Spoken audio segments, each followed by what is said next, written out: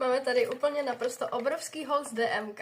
Jelikož mi dochází teďka strašně moc kosmetiky, tak jsem si řekla, že si všechno dokoupím hromadně a jelikož je toho hodně, tak jsem si řekla, že to tady s váma si natočím a uděláme si takový haulík. První bych asi začala těmato maskama, které mi tady trčí hned z vrchu té tašky.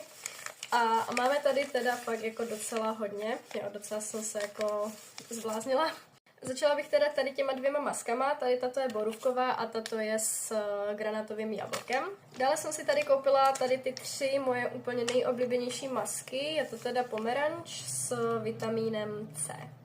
Dále tady máme teda nějakou takovouto růžovou, která nevím s čím je, ale tak nevadí. A tady tahle, ta je vlastně s retinolem. Takže tady ty masky. Dále, co tady na mě vykupuje, je tady ten sprchový gel. Myslím, že to je gel. Jo, sprchový gel.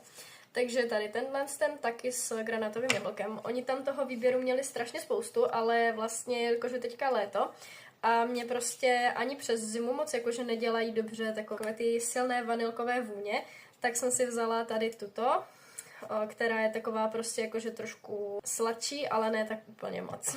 Dále jsem si tady koupila pánský deodorant, takový ten tuhý prostě, to máte prostě, že jo, v té. Kupuju si tady ty pánské deodoranty, protože prostě se potím jako chlap, takže se prostě musím i vonět jako chlap.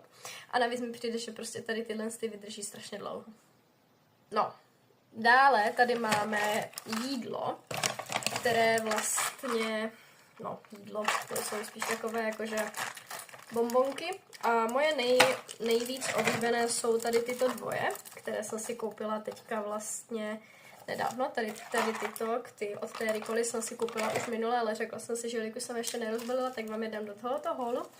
No a jsou to teda tady tyto, to nejsou úplně jako kdyby cucavé bonbony, jako ty předtím, ty Ricola, ale jsou to takové to vlastně taky bonbonky, ale je to hroznový cukr, takže je to vlastně, no, prostě to není tvrdý bonbon, je to prostě hroznový cukr. Toto je teda z příchutí jablka a maliny a toto je vlastně tropický mix mango marakuja. Dále tady máme tady ty dvoje od té Ricoly, tady toto už jsou teda ty cucavé bonbonky, takové ty tvrdší. A toto jsou teda brusinky a tady toto je malina a meduňka. A jako poslední tady z těch bonbonů mám ještě tady tyto od jiné značky, ale je to vlastně s rakitníkem a pomerančem. A jelikož rakitník je strašně zdravý, tak opravdu mám ráda tady ty bonbonky. Ještě jsem si teda všimla, že tady mám ještě jedny bonbonky od té Ricoly, takže vlastně